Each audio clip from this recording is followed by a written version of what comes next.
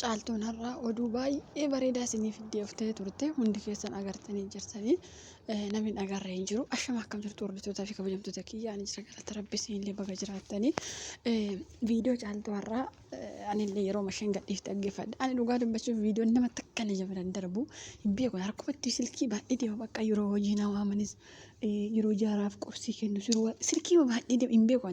Gaafa biyya gadi dhugaa rabbii akkasuma taanaan naa umatte jechuudha. Hin beeku dhugaa rabbii mee isin hundi akkasuma moo anuma ganama yoo ka'us qaphee ka'a yoo rafus amma daqiiqaa 20 yoo garrafe eva eenyu viidiyoo gadhiise oduu eenyutu odeesse hima fiiga dhugaa rabbii hima fiiga. Saayidoon akkam ta'e Sumayyaa walitti xaraarame Muktaariif Caaltuu walitti xaraaramanii osuma isaanii yaaduu gadi ciisa osuma isaanii yaaduu ol ka'a. Isin akkasii amma moo anumatu akkas ta'e dhugaa rabbii isin hin jedhabar eenyu viidiyoo gadhiise eenyu walitti xaraarame eenyu wal lole eenyu akkas ta'e hima rakkadhe isin waliin dhugaa rabbii.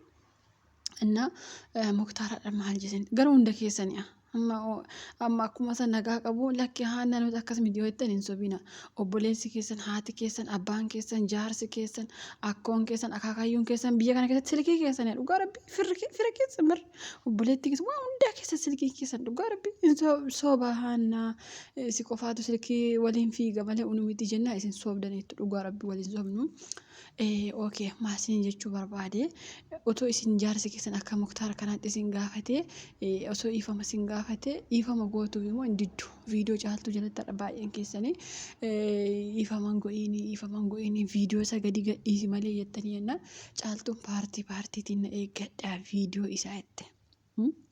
Muktaar immoo sossobachuu jira viidiyoo kiyya gadi dhiisinii viidiyoo kiyya nan salphisinii jechuu jira.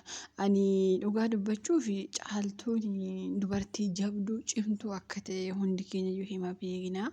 Garuu viidiyoo Muktaar gadhiisuu irratti ciminati hin qabu. Maaliif abbaa manaa isheeti abbaa ilmoo isheeti boritti deebi'uuf jirti waan ta'eef sababiin isaa intalli na biraa baddee jechuu jira waan ta'eef suuraa yookaas viidiyoo isaa gadi gadhiisuu hin qabdu jechuudha. Warri immoo gadi gadhiisi jettanii sarchii go'aati yookaas immoo eenyu namichi tokko yeroo ta'u qaamni isaa gadi bahe eenyu inni feesbuukii kanarraa kan isaa faaqaa laala. Yookaan dubartii samariinaa sana fa'aa yoo ilaaluu barbaadan jaartii Muktaari mucayyoon hin gadda eessa biishee mucayyoon daabboo ishee gadi ba'e tokko achi faaqaa ilaala tokkuma hankeessa hundaafuu ilaallattan mitiire gadi jettanii hanna balatti fiigdu mitiire achi warra gadhiifate ilaala maaluma gootu amma warumti caaltuu ati goota ati cimtuudha viidiyoo gadi gadhiisettanii maal gootu maal sinii waame dhugaa rabbi. Maal sinii waa wal salphisuu yoo ta'e malee maal sinii waame maal sin fayyada dhugaa rabbii. Ani rabbii jedhe caaltu viidiyoo gadi hin gadhiisin viidiyoo kan Muktaarii fi intalli sun waan baalage yoo ta'e gadi hin gadhiisin silaa yuutuubiin si qabata uummanni illee yaalaaf rakkata miti garuu yuutuubiin si qabata hin danda'amu abadan waan baalage gadhiisuun himaa hin jirre yuutuubii kanarra osoo wal harkisanii fa'aa yoo ta'e malee osoo hojii hojjetanii ilaalla jettanii rakkattu miti isin hin jiru inni. Dhugaa rabbii yuutuubiin nama adaba ishiin jiru yuutuubiin soba isa zim jaasin maal arguuf meeshaa nama dhugaa rabbii rakkatee uummanni caaltuu ati goota bar ati kiingii bar haga isheen meeshaa Muktaar gadi baasutti akkas jiru bar gaafa isheen gadi baaste immoo itti deebi'anii ati abbaa manaa kee kabajaan qabdu ati akkasii ukkee isheerraa kaasan dhugaa rabbii warri har'a firaa bori isheef diina kanaafuu. Caaltuunis kana hunda bartee baasuu hin qabdu jechuudha. Okay inni itti aanu Muktaar ifama gaafate ifama naaf godhii sitti deebi'uu barbaada. Maqaa intalaa eenyu maqaa Samiriinaan baddee jirti isheen barbaadu jedhee sagalee qabee fageessanii jirtani. Bakka sanatti ani tooftaa ittiin caaltuu qabatan jedhee yaada malee araaraaf miti Muktaar. Akka yaada kootti beeki. Isaan amma tooftaa ittiin Muktaar gubatee jira bara.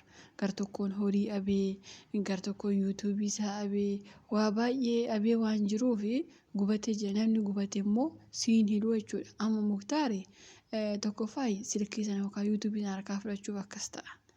Lammaffaa immoo yookaan intaluma sanatu waamii akkuma isheen na hiite qabee hidhee garafaa jechuuf malee dhuguma Muktaar.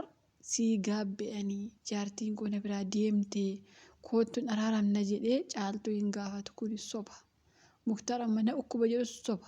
ukkuban qabu muktaar caaltuu qabachuuf akkas ta'u jiran akka yaada kootti caaltuun obboleessa qabdi.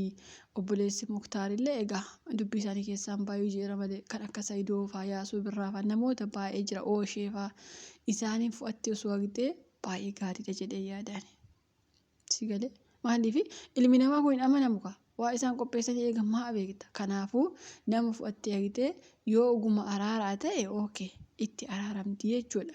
Garuu immoo yoo inni dubbii gara badaa yookaas immoo intaluma kanarraa kaffalannaa waame yoo ta'e immoo hin dhiifti jechuudha. Dhiiftee deebiti bakka rakkoon hin jiru. Garuu ani akka yaada kootti dhugaa rabbii muktaar oguma caaltuutti araarama jedhee hin yaadu. Gin umarratti huma araaramu garuu amma kan inni ka'achaa jiru araaraaf jedhee hin yaadu dhugaa rabbii.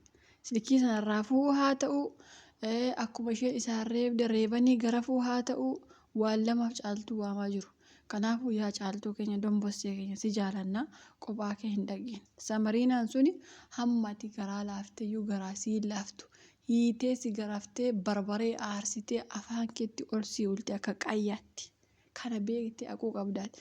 Gaafa harka intala sanaa buute caaltuun keessan hin jirtu. Warri firashee taatan hirmiitu fadha gaafa dhugaa rabbii isiniin jedha. Gaafa argitee harka intala sanaa buutee jechuudha.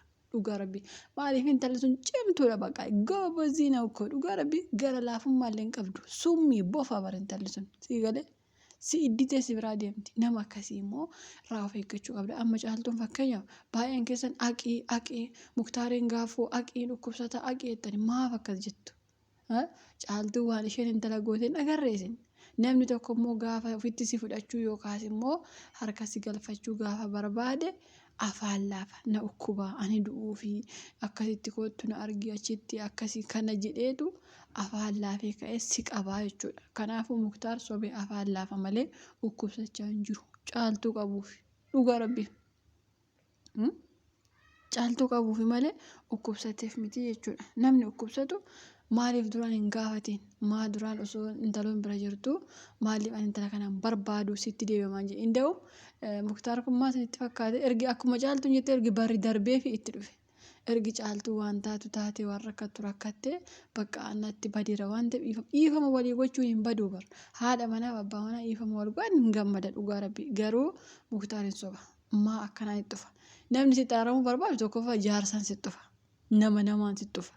Namaaf namatu nama walitti araarsa malee namuma akkuma haadha manaasaa gochaa jira bara muktaar akkuma isheen caaltuutiin walitti araaramna koottu jettee aqixa hidhamte san akkas gochaa jira bara indee maa gowwaa nama godhu muktaarii faati manaasaa dhugaa rabbii hin dhaqeen caaltu bakka inni jirutti amma na ukkubaa jira ani akkas ta'uuf jedhee miti rabbi si haa fayyisuu jedhi malee bakka inni ciisu kophaa kee hin dhaqeen. Dhugaa rabbii hin dhageen maaliif intaloonni sitti araarama jettee waan isheen siif iddoo uffatu agarteetta jechuudha. Kanaafuu namoonni dhaqeettanii jajjabeessan hin dhaqeen jedhaa malee yookaan nama fudhuu deemii jedhaa malee keessaaf warri koomentii dhaqii homaasiin godhuu abbaa mucaa keetii abbaa maalii keetii hin jedhina waa'een abbaa mucaa hin jiru intaloo waan gootettu otoo beektanii abbaa mucaa keetiin jedhina dhugaa rabbii ani intalooma sana qopheesseetu eegaa jira natti fakkaata akka yaada kootti beeki kanaafuu osoo aquu iftee ani baay'ee natti tola siruma isaatu aquu iftee baay'ee natti tola ture garuu immoo yoo dhaqe malee hin ta'u abbaa manaa kootii haqee dubbisa yoo jette immoo caaltiyye nama fudhuu deemii siin jedhan akka yaada kootti kuni beeki nama fudhattee akka Saayidoo fa'aa Ooshee fa'aa jira waan ta'eef Roozaayyuu maan taane Rooza sana illee osoo fuutee haqxee baay'ee gaariidha Roozaan sun haadha manaa abbaa manaa walitti araarsuu beekti waan ta'eef ishee fa'aa fudhuu deemii malee kophaa kee hin deemii dhaamsa akka obboleettii keetti.